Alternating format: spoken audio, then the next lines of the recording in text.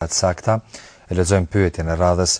Është e lejuar t'i shërbej dikujt tjetër me ujë për abdes? Kam lexuar thot për kushtet e abdesit dhe hollësitë e tjera nëpër libra të ndryshme, por nuk munda të gjej përgjigjen për këtë pyetje.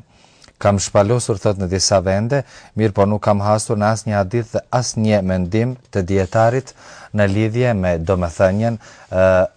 vetëm nga gjuha e popullit. Allahu ju shpërbleft për gjitha dhe Po është e vërtetë se në popull është e përhapur se nuk lejohet do thot shërbimi. Me fjalën shërbim e kem për qëllim nëse njeriu për arsye se në kohën tani, do thonë ndoshta kjo praktikë edhe nuk është shumë e kërkuar apo aktuale, për shkak se i kemi do thotë ujësjellsin edhe uji vjen direkt edhe s'ka nevojë kurrë shërbimi, pastrimi edhe marrja e abdesit bëhet direkt do thotë nga çezmet në përgjithësi. Por rasti është nëse jemi domosdoshmë në një situatë edhe nuk kemi do thotë ujë nga ujësjellsi, edhe dëshirojmë të marrim abdes, atëherë marrim abdes me enë apo me diçka, atëherë a lejo dikush me na ndihmu neve që ai të na shërbejt, na çet ujë edhe ne ta marrim abdesin. Tek dietarët Hanefi do thotë në për librat e tyre e përmendin këtë se është një gjë e urryer kjo. Duke u nisur nga fakti se njeriu gjatë marrjes së abdesit është duke e kryer një adhurim, një ibadet ndaj Allahut të Madhëruar, edhe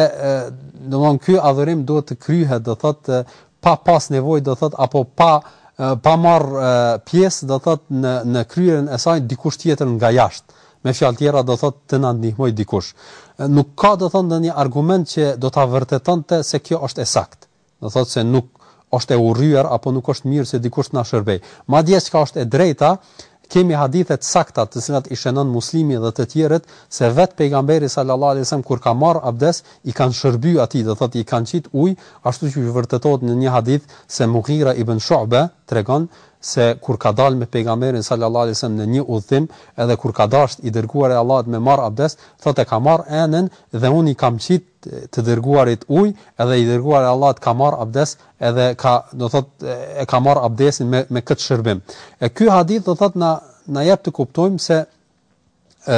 është e lejuar dhe në këtë nuk ka të keqe, hezitimi atyre dietarëve me gjithë respektin do thotë edhe qëllimi i tyre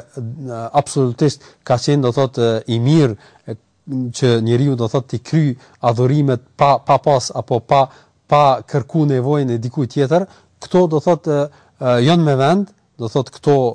qëllime, por pretendimi i kësaj do thotë nuk zën vend, posaçërisht masi këtë praktik e ka vepruar pejgamberi sallallahu alajhi wasallam, atëherë nuk na mbetet neve gjë tjetër vetë të themi se e dëgjuam edhe respektuam praktikën e pejgamberit sallallahu alajhi wasallam.